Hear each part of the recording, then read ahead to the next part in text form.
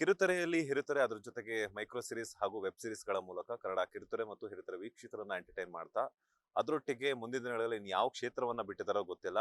ಬಿಟ್ಟರೆ ಡೈರೆಕ್ಷನ್ಗೂ ಹೋಗ್ತಾರೆ, ಅದ್ರ ಜೊತೆಗೆ ಬೇರೆ ಬೇರೆ ಕೆಲಸಗಳನ್ನು ಮಾಡ್ತಾರೆ. ಸದ್ಯ ಕೃಷ್ಣ ರುಕ್ಕು ಧಾರಾವಾಹಿಯ ಮೂಲಕ ಕನ್ನಡ ಕಿರುತೆರೆ ವೀಕ್ಷಕರನ್ನ ಎಂಟರ್ಟೈನ್ ಮಾಡೋದಕ್ಕೆ ಇದೇ ಸೋಮವಾರದಿಂದ ಸಂಜೆ 6:30ಕ್ಕೆ ಬರ್ತಾ ಇದ್ದಾರೆ ನಮ್ಮ ಅಕ್ಷಯ್ ನಾಯಕ್ ಅವರು. ಒಂದಷ್ಟು ವಿಚಾರಗಳನ್ನ ಮಾತನಾಡಿಸ್ತಾ ಹೋಗ್ತೀನಿ. ಏನೇನ್ ನಡೀತಿದೆ ಲೈಫಲ್ಲಿ, ಕೃಷ್ಣ ರುಕ್ಕು ಸೀರಿಯಲ್ನ ಅನುಭವ ಆಗಿರ್ಬೋದು, ಈ ಸಿಕ್ಕಿರುವಂತದ್ದು ಎಷ್ಟು ಖುಷಿ ತಂದ್ಕೊಟ್ಟಿದೆ, ಮಾತನಾಡಿಸ್ತಾ ಹೋಗೋಣ. ಮೊದಲನೇದಾಗಿ ನಮಸ್ತೆ, ಹೇಗಿದ್ದೀರಾ? ಸೂಪರ್ ಆಗಿದೆ. ನಮಸ್ತೆ ಹೇಳೋದ್ರಲ್ಲೇ ಒಂಥರ ಚೆನ್ನಾಗಿದೆ. ಚೆನ್ನಾಗಿದೆ, ನೀವ್ ಹೇಗಿದ್ದೀರಾ? ನಾನು ಸೂಪರ್ ಆಗಿದ್ದೀನಿ. ಹೇಗ್ ನಡೀತಿದೆ ಕೃಷ್ಣ ರುಕ್ಕು ಸೀರಿಯಲ್ ಶೂಟಿಂಗ್ ಎಲ್ಲಾನು? ತುಂಬಾನೇ ಚೆನ್ನಾಗಿ ನಡೀತಿದೆ. ಆಲ್ಮೋಸ್ಟ್ ಇದು ನಾನು ಎಲ್ಲಾ ಇಂಟರ್ವ್ಯೂಸ್ ಅಲ್ಲಿ ಹೇಳ್ತಾ ಇದ್ದೆ. ಗೋವಾದಿಂದ ಸ್ಟಾರ್ಟ್ ಆಗಿದ್ದು ಈ ಕೃಷ್ಣ ಕ್ಯಾರೆಕ್ಟರ್. ನಾವು ಒಂದು ಈವೆಂಟ್ಗೆ ಅಂತ ಹೋಗಿರ್ತೀವಿ, ಟೂರ್ನಮೆಂಟ್. ಸೊ ಅಲ್ಲಿ ಈ ಒಂದು ಏನೋ ಕತೆ ಸ್ಟಾರ್ಟ್ ಆಗತ್ತೆ. ವಿದ್ಯಾ ಮ್ಯಾಮ್ ನನಗೆ ಇಲ್ಲ ನೀವು ಈ ಕ್ಯಾರೆಕ್ಟರ್ ಮಾಡಬೇಕು ಅಂತ ಅಪ್ರೋಚ್ ಮಾಡಿದಾಗ ಸರಿ ಕತೆ ಹೇಳೋದಕ್ಕೆ ಸ್ಟಾರ್ಟ್ ಮಾಡ್ತಾರೆ. ಆನ್ ದ ವೇ ನಾವು 3 ಜನ ಒಟ್ಟಿಗೆ ಟ್ರಾವೆಲ್ ಮಾಡ್ತೀವಿ. ಟ್ರಾವೆಲ್ ಮಾಡ್ತಾ ಒಂದು ಡಿಸ್ಕಷನ್ ಆಗತ್ತೆ ಕಥೆದು. ಸಿಕ್ಕಾಪಟ್ಟೆ ತುಂಬಾ ಇಷ್ಟ ಆಯ್ತು ನನಗೆ. ಯಾಕಂದ್ರೆ ಆ ಕಥೆಯಲ್ಲಿ ಆ ಕ್ಯಾರೆಕ್ಟರ್ಗೆ ಸಿಕ್ಕಾಪಟ್ಟೆ ಚಾಲೆಂಜಸ್ ಇದೆ. ಆ, ಆತ ಕುಡಿತಾನೆ, ಅಪ್ಪಂಗೆ ಅವ್ನ್ ಕಂಡ್ರೇನೆ ಆಗಲ್ಲ. ಬಟ್ ತಾಯಿ ಕಳ್ಕೊಂಡಿರ್ತಾನೆ, ತಾಯಿ ಜೊತೆ ಅಷ್ಟೊಂದು ಎಮೋಷನಲ್ ಆಗಿರ್ತಾನೆ. ಅದ್ರಷ್ಟೇ ಅವ್ರ ಅತ್ತೆ ಜೊತೆ ಕನೆಕ್ಟ್ ಆಗಿರ್ತಾನೆ. ಅವ್ರ ಅತ್ತೆ ಇವನ್ಗೆ ತುಂಬಾ ಸಪೋರ್ಟ್ ಮಾಡ್ತಾರೆ. ಈ ಕಡೆ ಅಣ್ಣ ತಮ್ಮದಿರು ಏನೇನೋ ಆಯ್ತು ಚಿಕ್ಕಾಬಟ್ಟೆ. ಇದೆಲ್ಲ ಕೇಳಿದಾಗ ಎಲ್ಲೋ ಒಂದ್ ಕಡೆ ತುಂಬಾ ಇಷ್ಟ ಆಯ್ತು. ಹೌದಪ್ಪ, ಈ ಕ್ಯಾರೆಕ್ಟರ್ ನಾನು ಒಪ್ಕೊಂಡ್ರೆ ಆರ್ಟಿಸ್ಟ್ ಆಗಿ ಒಂದಷ್ಟು ಎಕ್ಸ್ಪೀರಿಯನ್ಸ್ ಮಾಡ್ಬೋದು ಅಂತ ಅನ್ಕೊಂಡು ಇಲ್ಲ ಈ ಕ್ಯಾರೆಕ್ಟರ್ ಮಾಡ್ತೀನಿ ಅಂತ ಒಪ್ಕೊಂಡು ಮಾಡ್ತಾ ಇದೀವಿ. ಈಗ ಶೂಟು ಆಲ್ಮೋಸ್ಟ್ ಈಗ ಶೂಟು ಎಲ್ಲ ಸ್ಟಾರ್ಟ್ ಆಗಿ ಸೋಮವಾರ ಟೆಲಿಕಾಸ್ಟ್ ಆಗೋದಕ್ಕೆ ರೆಡಿ ಇದೆ. 6:30ಗೆ ಟೆಲಿಕಾಸ್ಟ್ ಆಗುತ್ತೆ. ಗೋವಾದಿಂದ ಶುರುವಾಯ್ತು, ಅದಕ್ಕೆ ಕುಡ್ಕೊಂಡ್ ಕ್ಯಾರೆಕ್ಟರ್ ಸಿಗ್ತಾ ಅಂತ? ಅಲ್ಲ, ಗೋವಾಗೆ ಹೋದವರೆಲ್ಲ ಕುಡಿಬೇಕಾ? ಅಲ್ಲ, ಆ ಈವೆಂಟ್ಗೆ ಹೋಗಿದ್ವಲ್ಲ, ಸೊ ಹಂಗಾಗಿ ಅಲ್ಲಿಂದ ಸ್ಟಾರ್ಟ್ ಆಗಿದ್ದು. ಒಂದು ಬ್ಯಾಡ್ಮಿಂಟನ್ ಟೂರ್ನಮೆಂಟ್ ಅಂತ ಹೋಗ್ತೀವಿ, ಒಂದೇ ಟೀಮಲ್ಲಿ ಇರ್ತೀವಿ.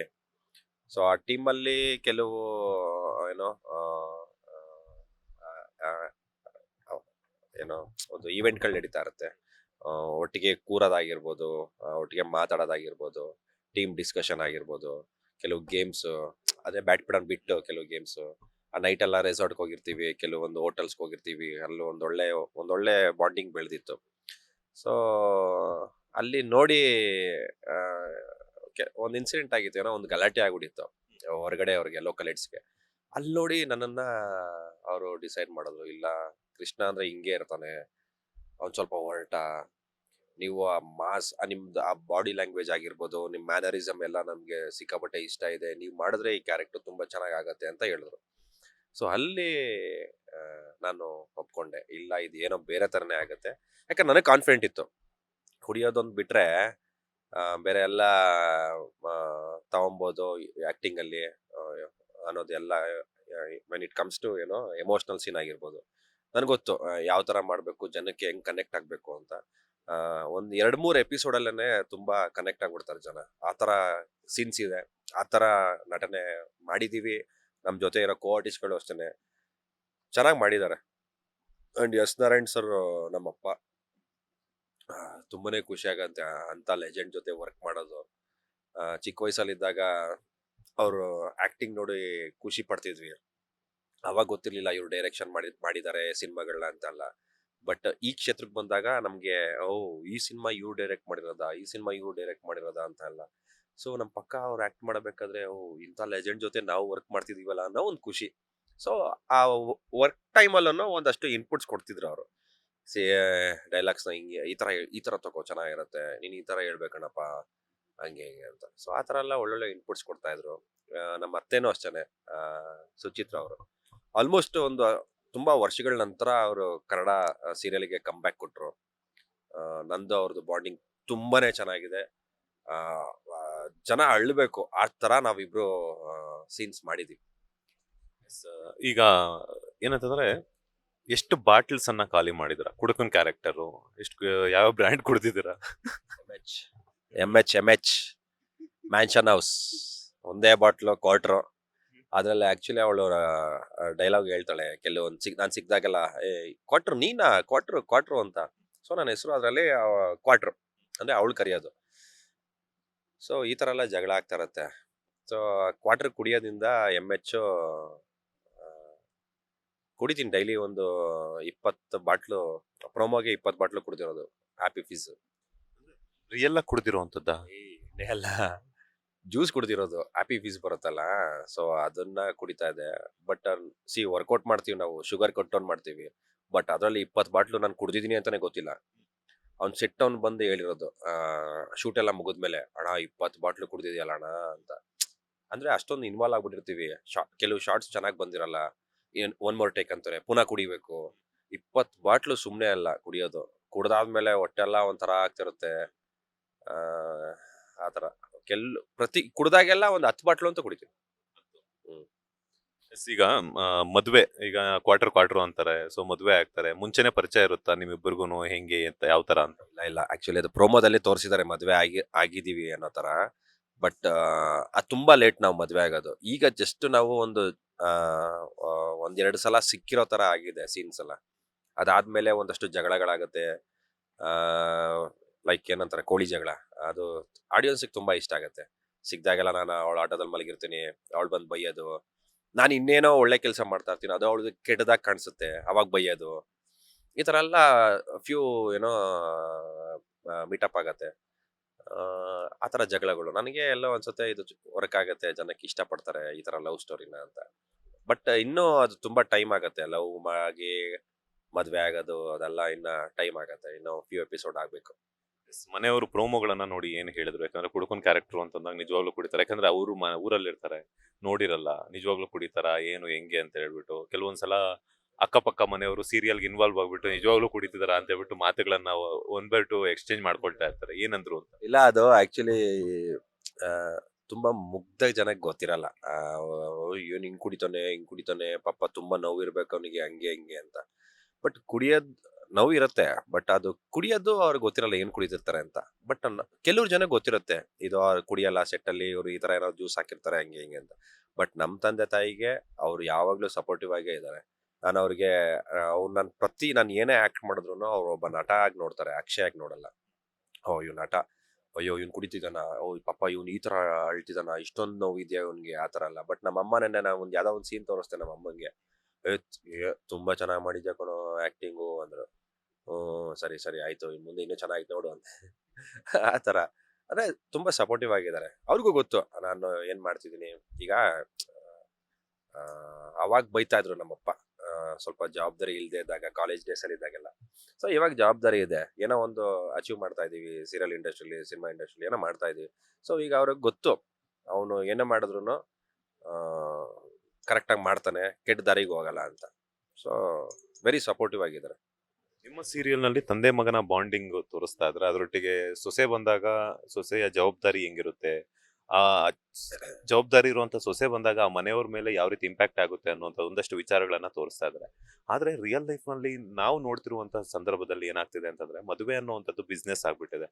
ಈಗ ಹುಡುಗ ಇಷ್ಟಪಡಲ್ಲ, ಹುಡುಗನ್ ಬ್ಯಾಕ್ ಗ್ರೌಂಡ್ ವೆಲ್ ಸೆಟಲ್ಡ್ ಆಗಿದಾನ, ಮನೆ ಇದೆಯಾ, ಬಿಸ್ನೆಸ್ ಇದೆಯಾ, ಅಥವಾ ದುಡ್ಡು ಇದೆಯಾ, ಗೌರ್ಮೆಂಟ್ ಜಾಬ್ ಇದೆಯಾ ಅಂತ ಹೇಳ್ಬಿಟ್ಟು. ಸೊ ಈ ತರ ಮಾಡುವಂತ ಹುಡುಗಿರಿಗೆ ಏನ್ ಹೇಳ್ತೀರಾ ಅಂತ? ಅಲ್ಲ, ಈಗ ಮದುವೆ ಬಗ್ಗೆ, ಈ ತರ ಬಿಸ್ನೆಸ್ ಆಗಿರೋದ್ರ ಬಗ್ಗೆ ಏನ್ ಈಗ ಪೇರೆಂಟ್ಸಿಗೆ ಹೇಳ್ಬೇಕು ನಾವು. ಈಗ ಹೆಂಗೆ ಹುಡುಗಿ ಮನೆಯವರೆಲ್ಲ ಕೇಳ್ತಾರೆ, ಹುಡುಗ ಹೆಂಗೆ ಬ್ಯಾಕ್ ಗ್ರೌಂಡ್, ಹುಡುಗ ಕೆಲಸ ಮಾಡ್ತಿದಾನ ಅಂತ. ಯಾಕೆ ಹುಡುಗಿ ಕೇಳ್ಬಾರ್ದು? ಅವಳೇನ್ ಕೆಲಸ ಮಾಡ್ತಿದ್ದಾಳೆ, ಅವಳೇನ್ ಮಾಡ್ತಿದ್ದಾಳೆ ಅಂತ. ಈಗೇನು ಎಲ್ಲದಕ್ಕೂ ಈಕ್ವಾಲಿಟಿ ಅಂತಾರೆ. ಇದ್ರಲ್ಲೂ ಮಾಡಿ, ಯಾಕೆ ಹುಡುಗನೇ ದುಡಿಬೇಕು? ಈಗೆಲ್ಲ ನಾವು ಕೆಲಸ ಓದ್ತೀವಿ, ಕೆಲಸ ತಗೊಂತೀವಿ, ನಮ್ಮ ಮನೆಯವ್ರು ಮಾಡಿದ್ರೆ ಮಾತ್ರ ನಮ್ಗಿರುತ್ತೆ. ಬಟ್ ನಮ್ಮ ಮನೆಯವ್ರು ಮಾಡದೇ ಇದ್ದಾಗ ನಾವು ಆಬ್ವಿಯಸ್ಲಿ ಕೆಲಸ ಮಾಡಿ ಆ EMIಗೆ ಸೆಟ್ ಆಗ್ಬೇಕು. ಸೊ ನಾವು ನಮಗೂ ಒಂದು ಬ್ಯಾಕ್ ಸಪೋರ್ಟ್ ಬೇಕು ಅಂತ ನೋಡ್ತಾ ಇರ್ತೀವಿ. ವೈ ನಾಟ್ ಹುಡುಗಿನೇ ಕೇಳಬೇಕು, ನಾವು ಯಾಕೆ ಕೇಳಬಾರ್ದು? ಸರಿ, ನೀನೇನಮ್ಮ ಮಾಡ್ತಿದ್ಯಾ, ನೀನೇನು ಕೆಲಸ ಮಾಡ್ತಿದ್ಯಾ, ನಿಮ್ಮ ಮನೆಯವರು ಎಷ್ಟಿಟ್ಟಿದ್ದಾರೆ, ಅದು ಇದು ಅಂತ ನಾವೇ ಕೇಳಬಾರ್ದು? ನಾವು ಕೇಳೋಣ. ಹುಡುಗರ ಕೇಳಿ ನೀವು. ನಾಳೆ ದಿನ ಬರೀ ಅವ್ರು ನಮ್ಮ ಬಗ್ಗೆ, ನಮ್ಮ ಬ್ಯಾಕ್ ಗ್ರೌಂಡ್ ಚೆಕ್ ಮಾಡೋದಲ್ಲ, ನಾವು ಇನ್ಮೇಲೆ ಅವ್ರ ಬ್ಯಾಕ್ ಗ್ರೌಂಡ್ ಚೆಕ್ ಮಾಡೋಣ. ನೀ ಎಷ್ಟು ದುಡಿತಿದ್ಯಾ, ನೀನೇನು ಕೆಲಸ ಮಾಡ್ತಿದ್ಯಾ, ನಾಳೆ ದಿನ ನನಗೆ ಕೆಲಸ ಇಲ್ದಾದಾಗ ನೀನು ಎಷ್ಟು ಸಪೋರ್ಟಿವ್ ಆಗಿ ನಿಂತ್ಕೋತೀಯ ಅಂತ ಕೇಳೋಣ. ಸೊ ಅದು ಒಂದು ಅಂಡರ್ಸ್ಟ್ಯಾಂಡಿಂಗ್ ಅಲ್ಲಿ ಮದುವೆ ಆಗಬೇಕು, ಬಿಸ್ನೆಸ್ ಆಗಬಾರ್ದು. ಈಗ ನೀವು ಹೇಳಿದ್ರಿ ಓಕೆ ಅಂಡರ್ಸ್ಟ್ಯಾಂಡಿಂಗ್ ಅಲ್ಲಿ ಇರಬೇಕು ಹಾಗೇನೆ ಬಿಸ್ನೆಸ್ ಆಗ್ಬಾರ್ದು ಅಂತ. ಈಗ ಏನಾಗ್ತಿದೆ ಅಂತಂದ್ರೆ ಗೌರ್ಮೆಂಟ್ ಜಾಬ್ ಇಲ್ಲ ಅಂತಂದ್ರೆ ಇಲ್ಲ ನಾವು ಇನ್ನೊಂದ್ ಸ್ವಲ್ಪ ದಿನ ಮಾಡೋದೇ ಇಲ್ಲ ಅಂತಾರೆ, ಇಲ್ಲ ದುಡ್ಡಿಲ್ಲ ಸ್ವಂತ ಮನೆ ಇಲ್ಲ ಅಂತಂದ್ರೆ ಆಗೋದೇ ಇಲ್ಲ ಅಂತಾರೆ. ಇನ್ ಕೇಸ್ ಇನ್ನೊಂದ್ ಏನಂತಂದ್ರೆ ಮದುವೆ ಆದ್ಮೇಲೆ ಇನ್ನೂ ನೋಡಕ್ ಹೋದಾಗ ಮದುವೆ ಆದ್ಮೇಲೆ ಎಲ್ಲಿರ್ತಾರೆ ಅನ್ನೋಂಥದ್ದಂದ್ರೆ ಅವ್ರು ಬಂದ ತಕ್ಷಣ ಇಮಿಡಿಯೇಟ್ ಆಗಿ ಬೇರೆ ಮನೆ ಮಾಡ್ಬಿಡ್ಬೇಕು ಅನ್ನೋಂಥದ್ ನಿಟ್ಟಿನಲ್ಲಿ ಮದುವೆಗಿಂತ ಮುಂಚೆನೆ ಇನ್ನು ನೋಡಕ್ ಫಸ್ಟ್ ಟೈಮೇ ಹೋಗಿರ್ತಾರೆ. ಇನ್ ಕೇಸ್ ಏನಾದ್ರು ಆಯ್ತು ಅಂತಂದ್ರೆ ಮದುವೆ ಆದ್ಮೇಲೆ ಎಲ್ಲಿರ್ತಾರೆ ಹುಡುಗ ಹುಡುಗಿ ಇಬ್ರು ಅಂತ ಕೇಳ್ತಿರ್ತಾರೆ. ಸೊ ಅಂತವ್ರಿಗೆಲ್ಲ ಏನ್ ಹೇಳ್ತೀರಾ? ಅವ್ರಿಗೆ ನಿಜವಾಗ್ಲೂ ಬೈಬೇಕು. ಏನ್ ಗೊತ್ತಾ, ಈಗ ಮದ್ವೆ ಆಗಿ ಹುಡುಗಿ ಬಂದಾಗ ಅವ್ರ ಅತ್ತೆ ಐ ಮೀನ್ ಹುಡುಗ ಅವರ ತಂದೆ ತಾಯಿ ಮನೆ ಸೆಕ್ಯೂರ್ ಇಲ್ಲ ಅಂದಾಗ ಮನೆ ಚೇಂಜ್ ಮಾಡೋದು ಓಕೆ, ಗುಡ್, ಮನೆ ಚೇಂಜ್ ಮಾಡ್ಲಿ. ಬಟ್ ಅಪ್ಪ ಅಮ್ಮ ಏನು ಮಾಡಿರಲ್ಲ, ತುಂಬಾ ಸಪೋರ್ಟಿವ್ ಆಗಿ ಇರ್ತಾರೆ. ಈ ಹುಡುಗಿ ಮನೆಯವರು ಮದ್ವೆ ಇದ್ ಮಾಡಿಸ್ಬೋಣ, ಚೇಂಜ್ ಮಾಡೋಣ ಅನ್ನೋದು. ಎಷ್ಟೋ ಜನ ನನ್ನ ಫ್ರೆಂಡ್ಸ್ ಸರ್ಕಲ್ ಅಲ್ಲಿ ಹಂಗೆ ಆಗಿ ಮದ್ವೆ ಮಾಡಿ 1 ವಾರಕ್ಕೆ 2 ವಾರಕ್ಕೆನೆ ಬೇರೆ ಮನೆ ಚೇಂಜ್ ಮಾಡಿಸಿರೋದು. ಪಾಪ ಪೇರೆಂಟ್ಸು ಮಕ್ಳನ್ನ ಅಷ್ಟು ವರ್ಷ ಬೆಳೆಸಿರ್ತಾರೆ, ಎಲ್ಲ ಇದು ಮಾಡಿರ್ತಾರೆ. ಒಂದು ವಾರಕ್ಕೇನೆ 1-2 ವಾರಕ್ಕೇನೆ ಮನೆ ಚೇಂಜ್ ಮಾಡ್ಬಿಟ್ಟು ಪೇರೆಂಟ್ಸ್ನ ದೂರ ಮಾಡ್ಬಿಡ್ತಾರೆ. ನಾನು ಈಗ ಒಂದು ಅನಾಥಾಶ್ರಮಕ್ಕೆ ಹೋಗಿದ್ದೆ, ನಂದು ಸೀರಿಯಲ್ ಪ್ರಮೋಷನ್ಗೆ. ನಾನು ಯಾವತ್ತೂ ಹೋಗಿರ್ಲಿಲ್ಲ, ಬಟ್ ನೋಡಿದಾಗ ಸಿಕ್ಕಾಪಟ್ಟೆ ಬೇಜಾರಾಗೋಯ್ತು. ಎಂತೆಂಥ ಅಫಿಷಿಯಲ್ಸ್ ಗೊತ್ತಾ, ಬಿಟ್ಟೋಗ್ಬಿಟ್ಟಿದ್ದಾರೆ. ವೆಲ್ ಎಜುಕೇಟೆಡ್ ತಾತ ಆಗಿರ್ಬೋದು, ಅಜ್ಜಿ ಆಗಿರ್ಬೋದು, ಬಿಟ್ಟೋಗ್ಬಿಟ್ಟಿದ್ದಾರೆ ಅವ್ರನ್ನ. ನಂಗೆ ಸಿಕ್ಕಾಪಟ್ಟೆ ಬೇಜಾರಾಗೋಯ್ತು. ಅವ್ರ ಹತ್ರ ಕೂತ್ಕೊಂಡೆಲ್ಲ ಮಾತಾಡಿದಾಗ ಸಿಕ್ಕಾಪಟ್ಟೆ ಎಮೋಷನಲ್ ಆಗುತ್ತೆ. ಇಂಥ ಮಕ್ಳು ಇರ್ತಾರ ಅಂತ. ಯಪ್ಪ, ಅಂಥ ಮಕ್ಳು ಬೇಡವೇ ಬೇಡ ಯಾರಿಗೂ. ಸೊ ಅಂಥವ್ರೆಲ್ಲ ಬಿಟ್ಬಿಟ್ಟು ಹೋಗ್ಬಿಟ್ಟಿದ್ದಾರೆ. ಸೊ ಅದರಲ್ಲಿ ಏನು ಲಾಜಿಕೇ ಅನ್ಸಲ್ಲ. ಅಷ್ಟು ವರ್ಷ ಬೆಳೆಸಿ ನಮ್ಮನ್ನ ಸಾಕಿ ಅಷ್ಟು ಪ್ರೀತಿ ಕೊಟ್ಟಿರ್ತಾರೆ. ಮದುವೆ ಆದ್ಮೇಲೆ ಆ ಥರ ಎಲ್ಲ ಚೇಂಜ್ ಮಾಡೋದು, ದೂರ ಇರೋದು ನಾಟ್ ಫೇರ್. ವರ್ಕೌಟ್ ಎಲ್ಲಿವರೆಗೂ ಬಂತು ಅಂತ? ಎಲ್ಲಿವರೆಗೂ ಬಂತು, ನಡೀತಾ ಇದೆ. ನಿಮ್ ಜೊತೆ ಒಂದು ವಿಡಿಯೋ ಮಾಡ್ಬೇಕೀಗ ವರ್ಕೌಟ್ದು. ಟೈಮ್ ಆಗ್ತಿಲ್ಲ, ಮಾಡೋಣ. ರೆಗ್ಯುಲರ್ ಆಗಂತೂ ವರ್ಕೌಟ್ ಹೋಗ್ತಾ ಇದ್ದೀನಿ, ಯಾಕಂದ್ರೆ ಫಿಟ್ನೆಸ್ ಇಸ್ ವೆರಿ ಇಂಪಾರ್ಟೆಂಟ್ ಇಂಡಸ್ಟ್ರಿಯಲ್ಲಿ. ನಮ್ಮ ಫೇಸು, ನಮ್ಮ ಬಾಡಿ ಎಲ್ಲಿವರೆಗೂ ನಾವು ನೋಡ್ಕೋತೀವೋ ಅಲ್ಲಿವರೆಗೂ ಕೆಲಸ ನಡೀತಾ ಇರುತ್ತೆ. ಸೊ ಮಾಡ್ತಾ ಇದ್ದೀನಿ. ನಿನ್ನೆಯಿಂದ ಸ್ಯಾಂಡಲ್ವುಡ್ ಅಲ್ಲಿ ಒಂದು ಪಾಪರಾಜ್ಯಗಳ ಒಂದು ಹಾವಳಿ ಶುರುವಾಗಿತ್ತು. ಅದಕ್ಕೆ ಬ್ರೇಕ್ ಹಾಕೋದಕ್ಕೆ ಎಲ್ಲ ನಟಿಯರು ಹಾಗೇನೆ ನಟರು, ಅದ್ರ ಜೊತೆಗೆ ನಿರ್ದೇಶಕರು ಕೂಡ ಸಾಥ್ ಕೊಟ್ಟಿರುವಂತದ್ದು. ಯಾಕಂತಂದ್ರೆ ಒಂದು ಸಾರ್ವಜನಿಕ ಒಂದು ಈವೆಂಟ್ಗೆ ಹೋಗ್ತಿದೀವಿ ಅಂತಂದಾಗ ನಟಿಯರ ಒಂದು ಅಂಗಾಂಗ ಪ್ರದರ್ಶನವನ್ನ ಮಾಡ್ತಿರ್ತಾರೆ ಅಂತ ಹೇಳ್ಬಿಟ್ಟು ಸುಮ್ನೆ ಮಾಡ್ತಾರ ಇಲ್ವೋ ಗೊತ್ತಿಲ್ಲ, ಅವರು ಆ ಒಂದು ಈವೆಂಟ್ಗೆ ತಕ್ಕಂಗೆ ಡ್ರೆಸ್ಸಿಂಗ್ ಅನ್ನ ಮಾಡ್ಕೊಂಡ್ ಬಂದಿರ್ತಾರೆ. Zoom out hockey zoom in ಮಾಡ್ಬಿಟ್ಟು ಒಂದು ವಿಡಿಯೋಗಳನ್ನ ಮಾಡ್ತಾರೆ, ಸೋಷಿಯಲ್ ಮೀಡಿಯಾದಲ್ಲಿ ಅರಿಬಿಡ್ತಾರೆ ಅನ್ನುವಂಥದ್ದು. ಆಸ್ ಎ ನಟರಾಗಿ ನೀವೇನ್ ಹೇಳ್ತೀರಾ? ನಾನು ಪಾಪ ನೋಡ್ದೆ, ಕೆಲವರು ಪೋಸ್ಟ್ ಎಲ್ಲ ಹಾಕೊಂಡಿದ್ರು, ಅನುಪಮ ಅವರು ಹಾಕೊಂಡಿದ್ರು. ನನಗೆ ಆಬ್ವಿಯಸ್ಲಿ ಬೇಜಾರಾಯ್ತು. ಅವರು ನೀವು ಹೇಳ್ದಂಗೆನೆ ಕೆಲವು ಈವೆಂಟ್ಸಿಗೆ, ಕೆಲವು ಶೂಟಿಗೆ ಅವರು ಕಾಸ್ಟ್ಯೂಮ್ ಹಾಕೊಂಡು ಬರ್ತಾರೆ. ಅದು ಹಾಕೊಂಡು ಬರಲೇಬೇಕು.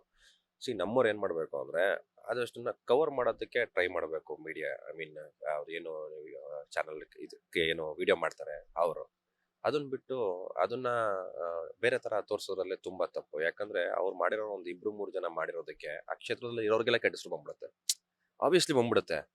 ಸೊ ಅದು ಆಗ್ಬಾರ್ದು. ಅದನ್ನ ದಯವಿಟ್ಟು ಅದನ್ನ ಮಾಡಬೇಡಿ. ಅದು ತುಂಬಾನೇ ತಪ್ಪು. ಪಾಪ ಅವರು ನಮ್ಮ ಕೆಲ್ಸದ ವಿಚಾರದಾಗಿ ಕೆಲವೊಂದು ಈವೆಂಟ್ಸಿಗೆ ಅದಕ್ಕೆ ಇದಕ್ಕೆ ಏನೋ ಡ್ರೆಸ್ ಎಲ್ಲ ಮಾಡ್ಕೊಂಡು ಬರ್ತಾರೆ. ಆದಷ್ಟು ನೀವೇನ್ ಮಾಡಬೇಕು, ನಮ್ಮ ಇಂಡಸ್ಟ್ರಿಯಲ್ಲಿ ಇರೋರನ್ನ ಕಾಪಾಡಬೇಕೇ ಹೊರತು ಅದನ್ನ ಲೈಕ್ ಆ ಥರ ವಿಡಿಯೋಸ್ ಎಲ್ಲ ಮಾಡಿ ಮಾನ ಹರಾಜ್ ಹಾಕ್ಬಾರ್ದು. ದಯವಿಟ್ಟು ಈ ಥರ ತಪ್ಪುಗಳು ಮಾಡಬೇಡಿ. ಮತ್ತೊಮ್ಮೆ ಈಗ ಬರ್ತಾ ಇರುವಂತದ್ದು ಸೇಮ್ 6ವರೆಗೆ ಬರ್ತಾ ಇರುವಂತದ್ದು ಎಷ್ಟು ಖುಷಿ ಆಗ್ತಾ ಇದೆ. ಹಾಗೆ ನಿಮ್ಮ ಫ್ಯಾನ್ಸ್ಗೆಲ್ಲ ಏನ್ ಹೇಳ್ತೀರಾ? ತುಂಬಾನೇ ಖುಷಿ ಆಗ್ತದೆ. ಬಟ್ 6ವರೆಗೆ ಬಂದ್ರು ಬೇಗ ಕನೆಕ್ಟ್ ಆಗ್ತೀವಿ ಅನ್ನೋ ಕಾನ್ಫಿಡೆಂಟ್ ಇದೆ. ಇಷ್ಟು ದಿನ ನಾವೇನೇನು ಪಾತ್ರ ಮಾಡಿದ್ದೀವಿ ಎಲ್ಲದಕ್ಕೂ ನೀವು ಸಪೋರ್ಟ್ ಮಾಡಿ, ನಿಮ್ಮ ಪ್ರೀತಿ, ನಿಮ್ಮ ಬೆಂಬಲ ಕೊಟ್ಟಿದ್ದೀರಾ. ಸೊ ಈ ಕೃಷ್ಣ ರುಕ್ಕು ಮೇಲೆ ನಿಮ್ಮ ಪ್ರೀತಿ ಸದಾ ಹೀಗೆ ಇರಲಿ. Thank you so much. Tilaka ಅವ್ರ ಬಗ್ಗೆ ಏನು ಹೇಳೋಣ, ನಗುಮುಖದ ರಾಣಿ, ಮಂಗಳೂರಿನ ಮೀನಮ್ಮ. ಮಂಗಳೂರಿನ yes sir, thank you so much. ಸಾಕಷ್ಟು ವಿಚಾರಗಳನ್ನ ತಿಳಿಸ್ಕೊಟ್ರಿ. ಮತ್ತೆ ಸಿಗುವ. ಒಳ್ಳೇದಾಗ್ಲಿ. All the best. Thank you so much. Thank you. ಇದಾಗಿತ್ತು ನಟ ಅಕ್ಷಯ್ ನಾಯಕ್ ಅವರ ಮಾತು. ಕ್ಯಾಮ್ರಾ ಪರ್ಸನ್ ರಾಘವೇಂದ್ರ ಸ್ವಾಮಿ ಜೊತೆ Manjunath Srinivas, boss TV Kannada, Bengaluru. Latest ಹಾಗೂ ಇಂಟ್ರೆಸ್ಟಿಂಗ್ ಸುದ್ದಿಗಳಿಗಾಗಿ ಬಾಸ್ ಟಿವಿ ಕನ್ನಡ ಚಾನೆಲ್ನ ಸಬ್ಸ್ಕ್ರೈಬ್ ಮಾಡಿ. ಹಾಗೆಯೇ ಬೆಲ್ ಐಕಾನ್ ಪ್ರೆಸ್ ಮಾಡಿ. ಇದರ ಜೊತೆಗೆ ಫೇಸ್ಬುಕ್, ಇನ್ಸ್ಟಾಗ್ರಾಮ್, ಎಕ್ಸ್ ನಲ್ಲೂ ಮಿಸ್ ಮಾಡದೆ ಫಾಲೋ ಮಾಡಿ.